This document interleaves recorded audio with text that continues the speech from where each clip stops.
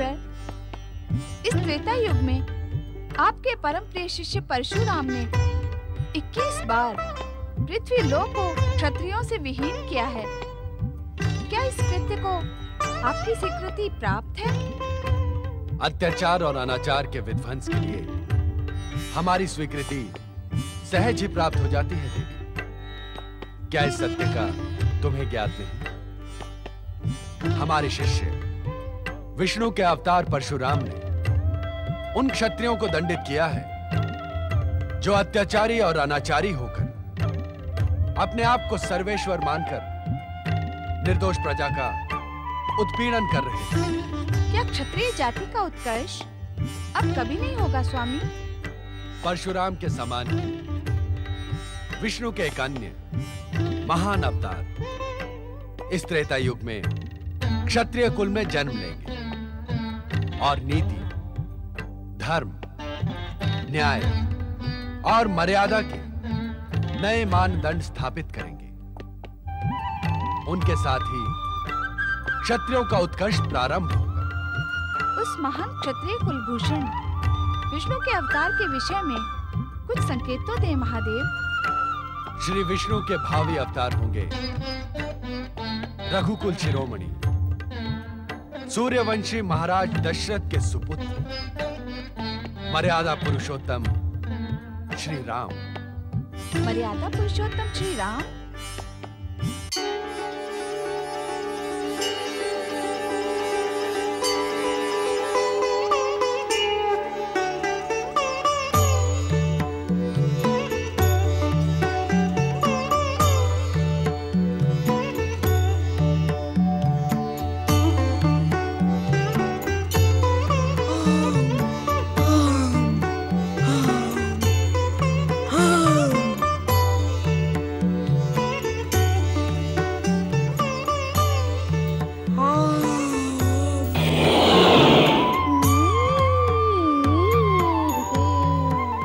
स्वामी, ये साहसी, परमवीर, चमत्कारी वानर शिशु कौन है?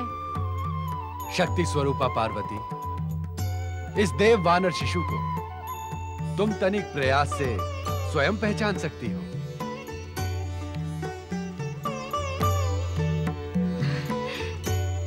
आपकी उपस्थिति में मैं प्रयास क्यों करूं स्वामी? आप ही अपने श्रीमुख से इस चमत्कारी वानर शिशु का परिचय दें।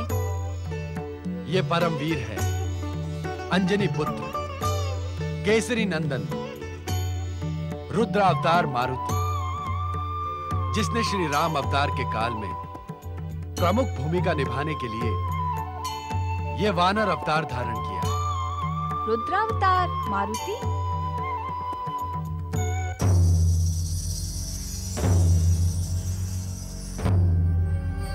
दुष्ट वानर, तेरा यह दुस्साहस, तू सृष्टि के कार्य में बाधा उत्पन्न कर रहा है।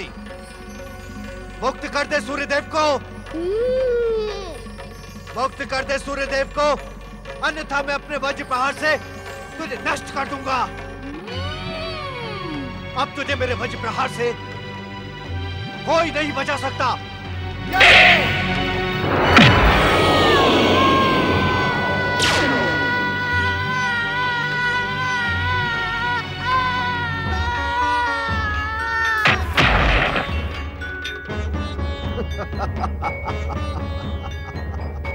इंद्रदंड का पात्र है ब्रह्मदेव, इंद्रदंड का पात्र है,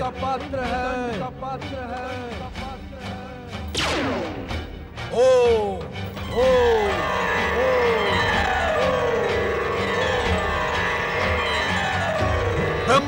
ब्रह्मदेव, रुद्रावतार शिशु मारुति के हनु पर इंद्र ने वज्र प्रहार करके हमारे कोप को जगा दिया है। वो दंड का पात्र है ब्रह्मदेव, इंद्र दंड का पात्र है।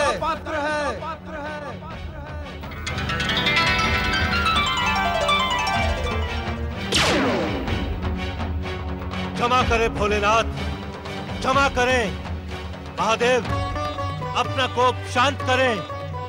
देवराज इंद्र को इस सत्य का ज्ञान नहीं था कि वानर शिशु रुद्रावतार मारुति है। देवादिदेव महादेव, अज्ञान में हुए अपराध के लिए मुझे क्षमा करें। देवराज के अपराध को क्षमा करें महादेव। एक शिशु पर वज्र प्रहार सर्वथा अनुचित था, परंतु रुद्रावतार होने के कारण वज्र प्रहार तथा पर्वत शिखर के ध्वस्त होने पर भी उस बालक का शरीर पूर्ववत अक्षत है। देखें महादेव, देखें।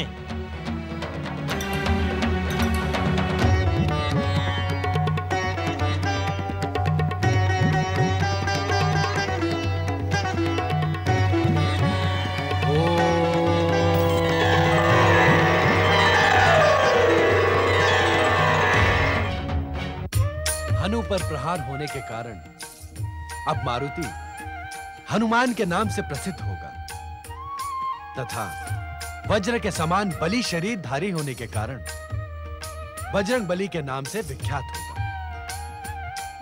हे शिव शंकर, हम समस्त देवगण मिलकर मारुति हनुमान को अपनी दिव्य शक्तियां प्रदान करेंगे। रुद्र अवतार हनुमान से इंद्र को स्वयं क्षमा याचना करनी होगी। अवश्य माता, अवश्य। मैं मारुति हनुमान के साथ साथ उनके माता पिता से भी क्षमा याचना करूंगा। चले देवराज, हम सब मिलकर हनुमान को दिव्य शक्तियां प्रदान करें। आज्ञा दें शिव शंकर। आपका कल्याण हो। ओम नमः शिवाय। भगवान शिव शंकर तथा माता पार्वती की महाबलशाली रुद्रावतार मारुति हनुमान बजरंग बली की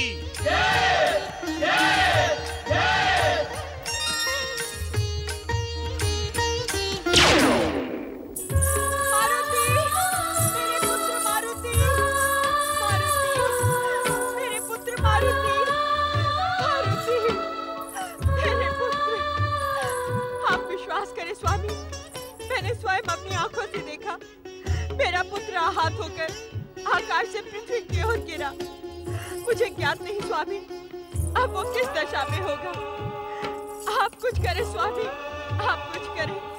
भोलेनाथ, भोलेनाथ, भोलेनाथ रक्षा करें, रक्षा करें प्रभु। व्यथित न हो महारानी अंजना, बजरंग मात्र हमारा पुत्र नहीं, वो रुद्रावतार है। शिव कृपा से कोई उसका बाल भी बांका नहीं करेगा। अंजना अपने स्वामी पर विश्वास कर सकती है स्वामी, परंतु मारुति की माता बिना अपने पुत्र को सकुशल देखे वानर राज की बात पर कैसे विश्वास कर सकती है? महारानी, मुझे भली भांति ज्ञात है, एक माता का पुत्र प्रेम विश्वास पर जीवित नहीं रह सकता। किंतु क्या स्वामी, किंतु क्या? आपको हमारे आराध्य भगवान शिव की कृपा पर विश्वास तो है। शिव कृपा पर विश्वास करना तो हर जीव का नैतिक कर्तव्य है। तो महादेव की महाकृपा पर विश्वास रखें, हमारे पुत्र को कुछ भी नहीं होगा। मेरे पुत्र मारुति। आपने सत्य कहा वानर राज केसरी। महादेव की कृपा से शिव शक्ति संपन्न रुद्रावतार बालक मारुति आकाश से पृथ्वी पर गिरकर भी पूर्ण रूप से सुरक्षित है।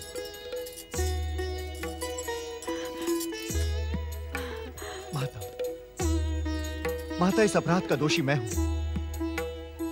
मेरा अहंकार इस रुद्र शक्ति संपन्न बालक को पहचान ना सका। मुझे दंड दे माता, मुझे दंड दे।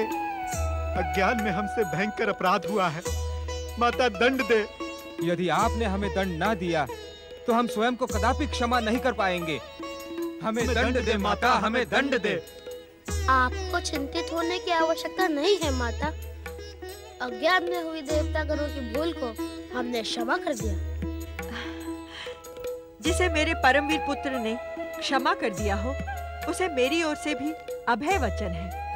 आप सब संतुष्ट हो देवताओं, मेरा पुत्र सुरक्षित है, यही मेरी प्रसन्नता का कारण है। देवराजेंद्र, आज्ञा, आज्ञा करें माता।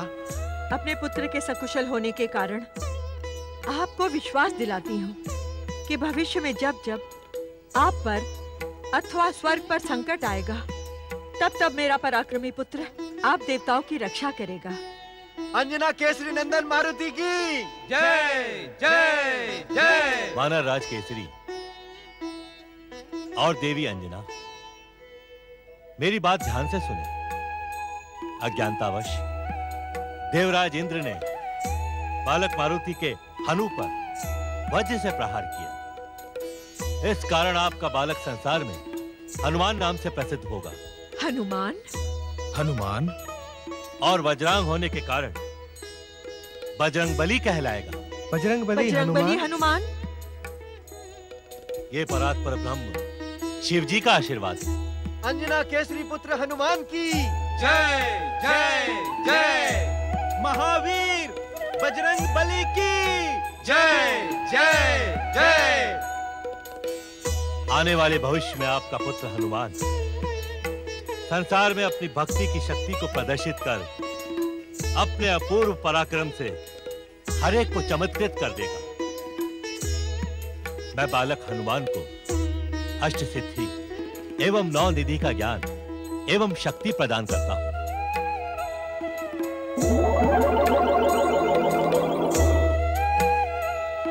देवगण, बालक हनुमान की क्षमा और माता अंजना से अभय वचन प्राप्त कर संतुष्ट हो जाए और बालक हनुमान को दिव्य शक्तियां प्रदान करें। जो आज्ञा परमपिता। बालक हनुमान, मेरी दिव्य शक्ति प्राप्त करके अग्नि कभी भी तुम्हारा अनिष्ट नहीं कर पाएगी। वो तुम्हारे लिए चंदन के समान शीतल बन जाएगी। मैं तुम्हें अपनी इच्छा गति के चलने के साथ ही अपनी इच्छा अनुसार 14 भुवनों में गमन करने की दिव्य शक्ति प्रदान करता हूं। पुत्र हनुमान, हमारी दिव्य शक्ति प्राप्त करके तुम इस संसार के अपराजित योद्धा बन जाओगे, अतुलित बलशाली बन जाओगे। संसार की कोई भी शक्ति तुम्हें पराजित नहीं कर सकेगी। मेरी दिव्य शक्ति से तुम मंत्र, तंत्र, रहस्य और माया को पल मात्र में पहचान कर उसे ध्वस्त करने में सक्षम हो जाओगे। मेरे पुत्र हनुमान को जो आप सबकी कृपा प्राप्त हुई है, उसके लिए मेरा शत शत प्रणाम स्वीकार करें। अंजना केसरी नंदन हनुमान की जय जय जय। महावीर बजरंगबली की जय जय जय। नारायण नारायण नारायण, लक्ष्मी नारायण नारायण नारायण नारायण।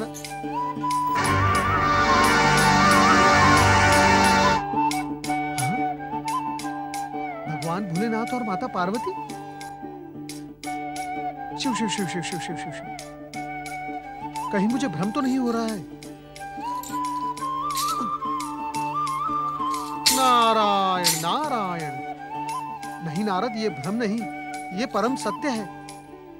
भगवान भोलेनाथ ने अपने सुंदरतम दर्शन देकर मेरा जीवन धन्य कर दिया है। परंतु ये मार्ग कैलाश की ओर तो नहीं जाता। नारायण नारायण, अर्थात कोई नई शिव लीला का प्रारंभ होने जा रहा है। नारायण नारायण। भोलेनाथ भोलेनाथ भोलेनाथ, मेरे साथ ही आंख मिचोली क्यों? मैं आपके दर्शनार्थ कैलाश भी गया था, परंतु आपके दर्शन वहां भी नहीं हुए। और अभी इसी स्थान पर कुछ क्षण पूर्व मैंने आपकी परम पावन छवि देखी, परंतु आप अदृश्य हो गए। भोलेनाथ, ऐसा क्यों भोलेनाथ? हर हर महादेव, हर हर महादेव। भोलेनाथ, अपने भक्त के भ्रम का निवारण करें भोलेनाथ। अपने परम पावन दर्शन देकर अपने भक्त को कृतार्थ करें। भोलेनाथ, मुझे दर्शन दे। भोलेनाथ, मुझे दर्शन दे। भोलेनाथ, आपको अपने भक्त नारद की सौगंध, मुझे दर्शन दें। मुझे दर्शन दें। ओम नमः शिवाय। प्रणाम भोलेनाथ। प्रणाम माता। माता, हमसे क्या कोई अपराध हो गया है जो आप हमें दर्शन नहीं देते? नारद, स्वामी के दर्शन के लिए तो कठोर आराधना और कठिन साधना करनी ही पड़ती है। इसमें इतना उद्विग्न होने की क्या आवश्यकता है?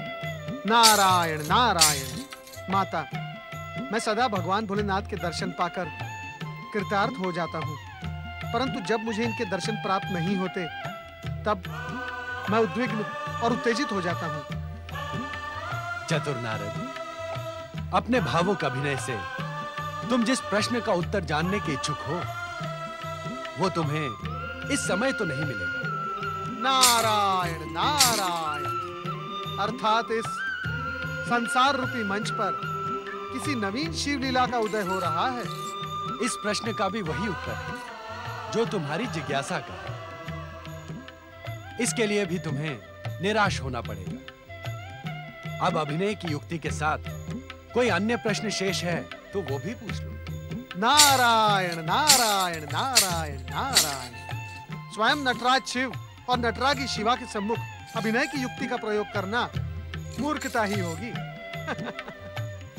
परंतु आप मुझे इतना तो बता ही दें कि आप कैलाश से कब तक अदृश्य रहेंगे और तब तक आप कहाँ रहेंगे? इस संसार के कण कण में व्याप्त विश्वेश्वर शिव को निवास स्थान का अभाव नहीं है। ये किसी भी जड़ चेतन पदार्थ पर अपनी इच्छा तक कृपा कर सकते हैं। नारायण नारायण। अर्थात भगवान भोलेनाथ और माता पार्वती अब लंबे समय तक कैलाश से अदृश्य रहेंगे, परंतु इस शिवलीला का रहस्य तो ढूंढना ही होगा नारद। नियमित शिव दर्शन के बिना नारद का जीवन व्यर्थ हो जाएगा। नारायण नारायण। देवर्षि नारद ने निश्चय किया कि वे नवीन शिवलीला का रहस्य ज्ञात करके ही रहेंगे। दूसरी ओर शिवलीला के अंतर्गत ही परम शिव भक्त लंकेश्वर रावण पुष्पक विमान पर बैठकर आकाश मार्ग से चला जा रहा है।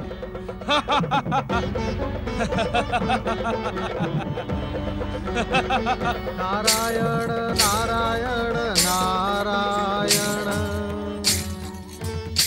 भजमन नारायण नारायण। शिव शिव शिव शिव शिव शिव शिव शिव। श्री गणेश लोग जाते समय इस दुष्ट रावण के दर्शन कहां से हो गए? अरे अरे अरे, ये दुष्ट अत्याचारी रावण स्वर्ग की ओर जा रहा है। ये देवराज इंद्र के गुप्तचर कहां हैं? क्या कर रहे हैं? मैं ही इसे रोकने का प्रयास करता हूँ। नारायण नारायण।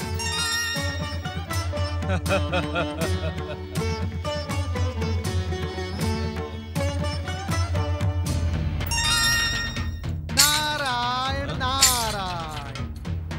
लंकेश्वर रावण, हमने देवराज इंद्र से सुना है कि आप पृथ्वी के समस्त राजाओं को अपने अधीन कर अब स्वर्ग पर अपना अधिकार प्राप्त करने का विचार कर रहे हैं।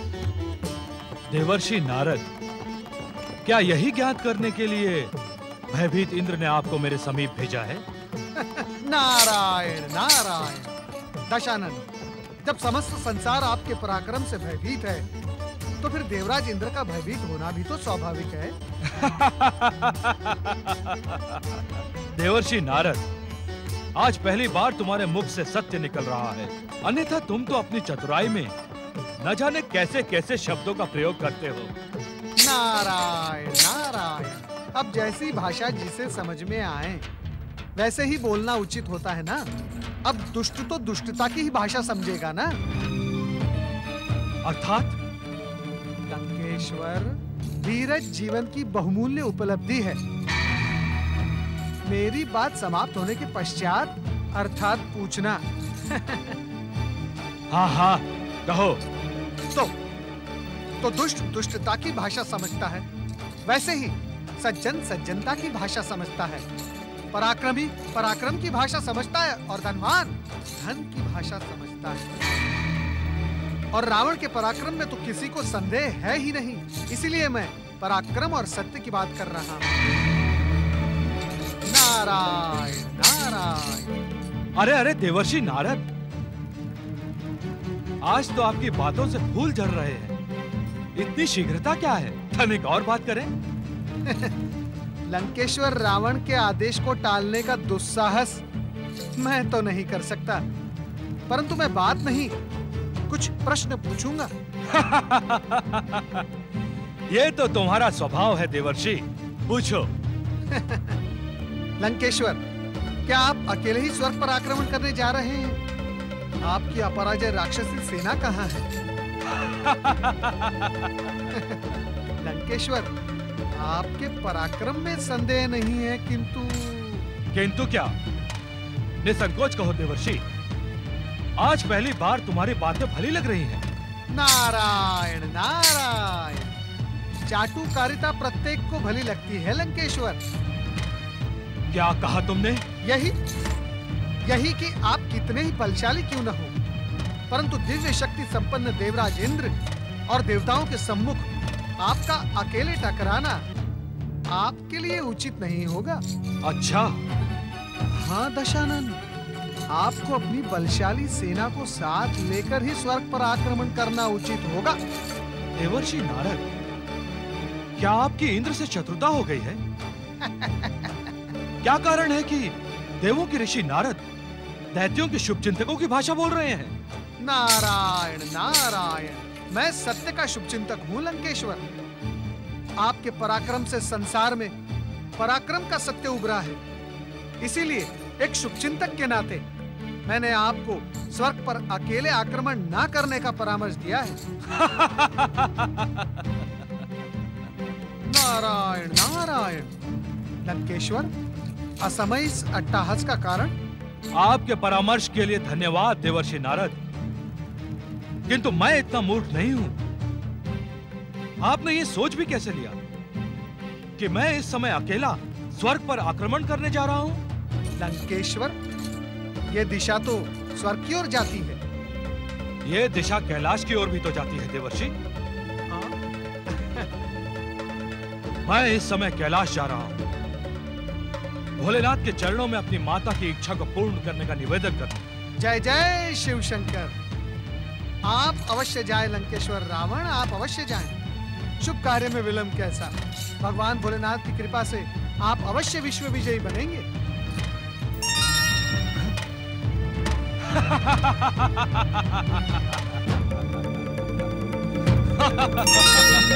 जाएं लंकेश्वर जाएं, आप कैलाश अवश्य जाएं। परंतु भगवान भोलेनाथ तो वहां से अदृश्य हो गए। नारायण नारायण। कहीं ये शिवलीला तो नहीं नारद? नारायण नारायण। भोलेनाथ, आपकी लीला को समझना अत्यंत कठिन है। ओम नमः शिवाय।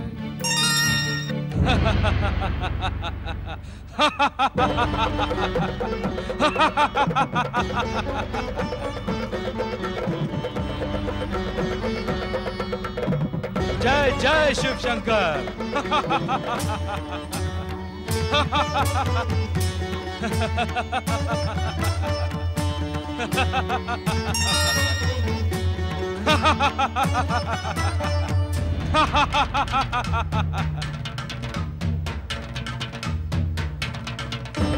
आश्चर्य है, आज भोले शंकर कैलाश से अदृश्य है। कहां गए विश्वेश्वर? कहां गए?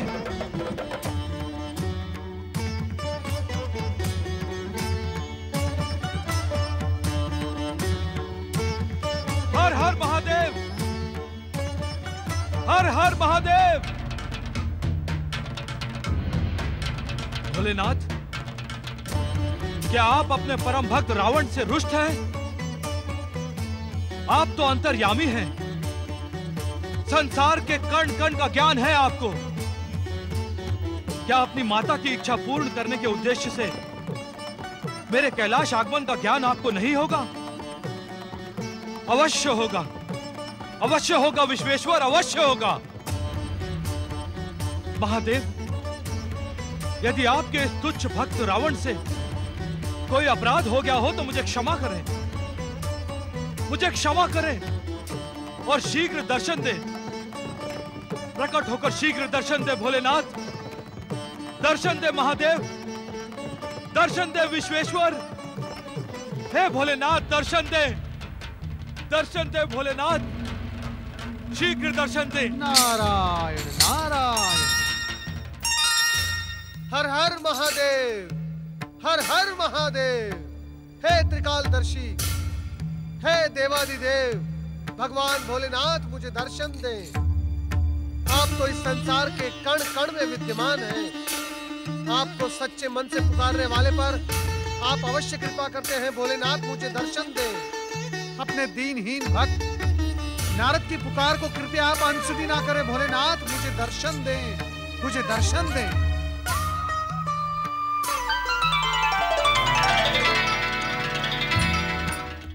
नारद, ओम नमः शिवाय। मेरी करुण पुकार सुनकर आप मुझ पर कृपा करने प्रकट हुए हैं ना भोलेनाथ?